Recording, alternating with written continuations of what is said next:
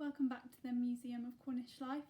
Today in Museum Makes, I'll be showing you how to make your own DIY utensil holders like these ones that I made earlier. So this one here is just simply a pop bottle that I've cut the top off and then decorated, and this one here is a tin can that I've decorated.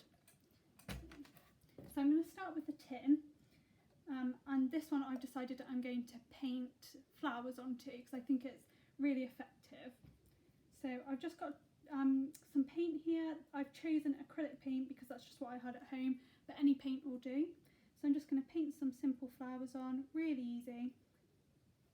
And you can take your time with this if you want it to be really neat.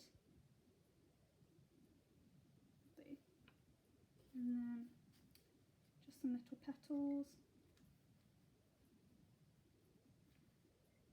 Like this.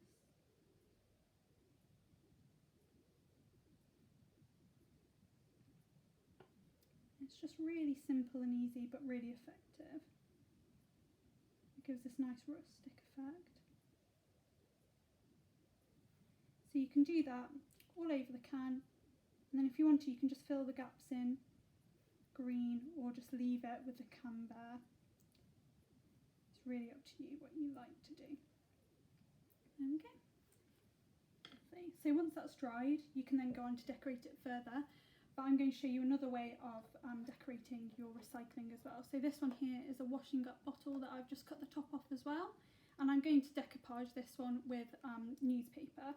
But you can use any type of paper you've got, any scrap paper or wrapping paper that you've got left over.